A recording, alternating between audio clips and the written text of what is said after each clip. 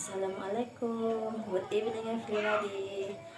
At this moment, I would like to share my experience about teaching tenses for the students, how to make them easily to understand what is tenses actually. Okay, stay tuned with my video and don't forget like and then follow my Facebook Ayu Lestari Hasibuan. Okay, thank you for supporting me. Okay, let's check it out. For this time, I would like to teach about tenses focus on the using of verb, or is usually say like verbal sentence. Baik, kali ini saya akan membagikan pengalaman saya dalam mengajar tenses untuk anak didik. Gimana sih caranya supaya mereka lebih gampang memahami tenses itu. Jadi bukan fokus kepada rumusnya, tapi kita mengarahkan bahwa rumus dalam bahasa Inggris itu bukan untuk mempersulit sebenarnya, tapi untuk mempermudah mereka dalam memahami bagaimana cara membuat kalimat yang baik dan benar dalam bahasa Inggris. Oke, dalam kesempatan ini saya fokus menjelaskan khusus yang verbal sentence. Seperti yang kita tahu, verbal itu artinya adalah kalimat ataupun kegiatan yang menggunakan aktivitas ataupun aksi atau sering disebut dengan verb. Oke? Nah, sebenarnya dalam memahami tenses itu sangat gampang sekali. Apa sih yang membedakan antara tenses yang satu dengan tenses yang lain? Seperti yang kita tahu, as we know, how many tenses in English? Yeah, there are 16 tenses in English. But I will explain some of them. Baik, yang menjadi pembeda di setiap tenses itu hanya terletak di verb atau kata kerja, kemudian auxiliary verb-nya.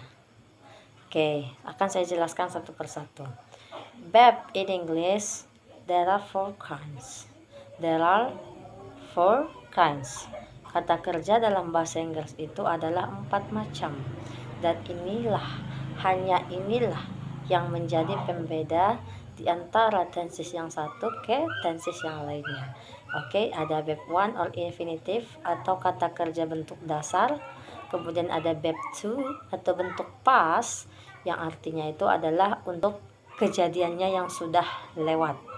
Kemudian kalau verb 3 atau past participle itu adalah untuk kegiatan yang sudah terjadi dan benar-benar sudah selesai. Bedanya dengan past tense tadi, kalau past belum tentu selesai ya. Kalau di past participle itu artinya kata kerjanya, kegiatannya yang dipakai di sana untuk kegiatan yang benar-benar sudah selesai terjadi. Kemudian yang terakhir itu adalah verb ing atau disebut dengan in progress, sedang berlangsung, yang biasanya ini selalu dipakai untuk tenses yang namanya ada continuousnya.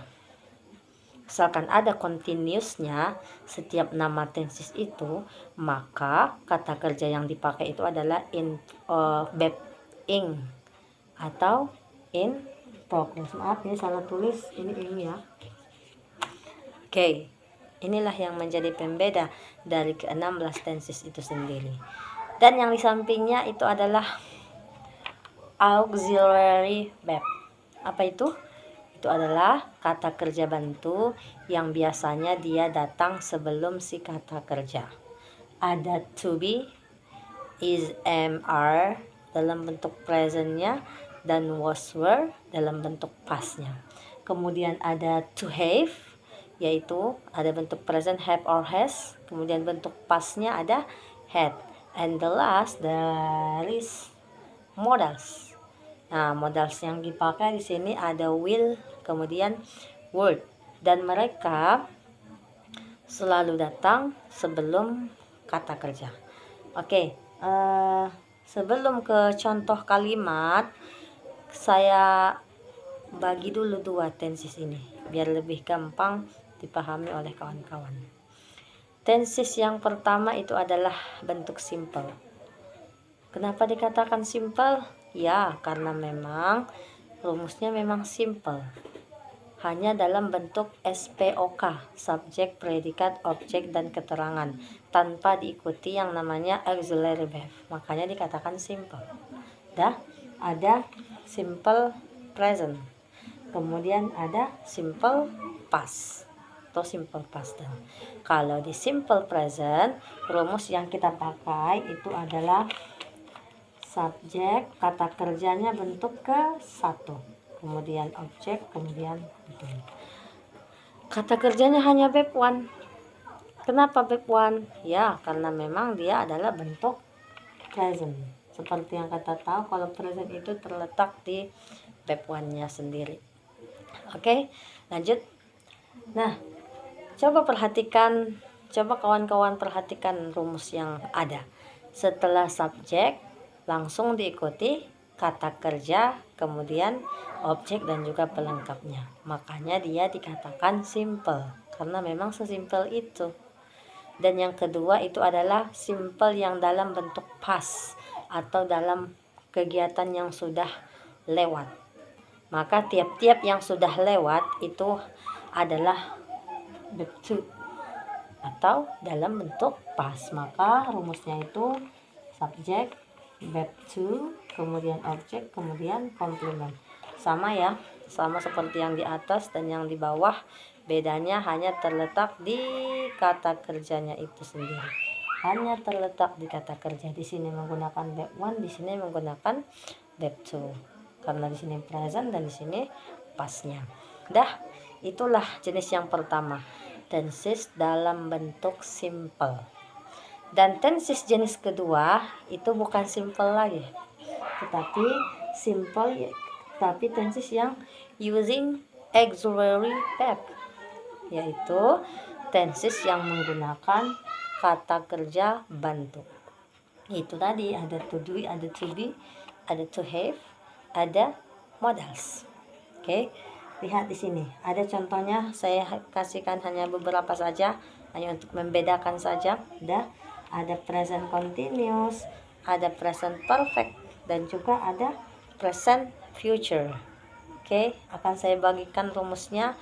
Coba kawan-kawan perhatikan yang menjadi pembeda mereka seperti yang saya sebutkan tadi, hanya terletak di kata kerja dan auxiliary verb-nya. Yang simple tadi hanya ada 2. Oke. Kalau dia di present continuous tense, ada kata present ya, dan ada kata continuous. Ingat sebelumnya, asalkan ada continuous itu kita memakai verb ing, karena dia statusnya itu still in progress. Oke. Subjek, kemudian to be dalam bentuk present ya, kemudian verb ing. Oke, to be dalam bentuk present itu apa? Itu dia ini, is, am, are. Karena namanya present, maka to be yang dipakai adalah is, am, are.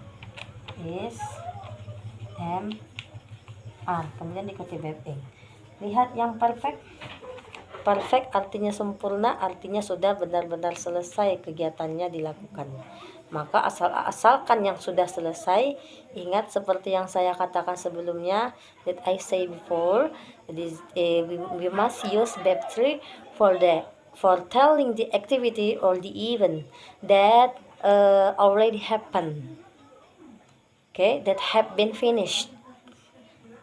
Itu berarti subjek, kemudian have or has. Berarti di sini kita menggunakan to have ya, have or has, kemudian verb to.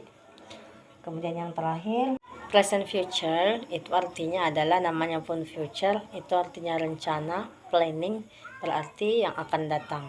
Dan sudah jelas kita akan menggunakan auxiliary verb dalam bentuk modal khususnya yaitu will. Kita pakai will karena memang dalam bentuk present atau rencana planningnya sekarang. Oke, berarti subjek tambah will kemudian verb one. Lihat, perhatikan baik-baik. Yang simple hanya dalam bentuk SPOK, makanya dikatakan simple. Sementara yang kedua, yang using auxiliary verb agak ribet, kayaknya nggak dinamakan simple kali ya. Nah, dia ada penambahan yang namanya auxiliary verb. Nah, lihat, setelah subjek sebelum kata kerja masih ada ditambah yang namanya auxiliary verb. Tadi udah saya bagi ya jenis-jenisnya, kawan-kawan bisa cek sendiri. Dan inilah contoh kecilnya, ada 3 saya kasih. Ingat kawan-kawan, inilah yang menjadi pembeda dari 16 tenses. Tapi mohon maaf, di video ini yang saya jelaskan hanya beberapa. Tapi setidaknya ada gambaran untuk kawan-kawan yang menonton bahwa nggak usah bingung-bingung dalam mempelajari tenses. Yang menjadi pembeda di antara mereka hanya terletak di kata kerjanya itu sendiri. Dan kata kerja dalam bahasa Inggris hanya ada 4 macam di dalam tenses. Itu sudah saya bagi ya. Dan selain pembedanya kata kerja, ada lagi yang menjadi pembeda selain simple, yaitu penambahan daripada auxiliary verb itu sendiri. Nah, apa macamannya itu sudah saya bagi. Kawan-kawan bisa cek, bisa buktikan sendiri.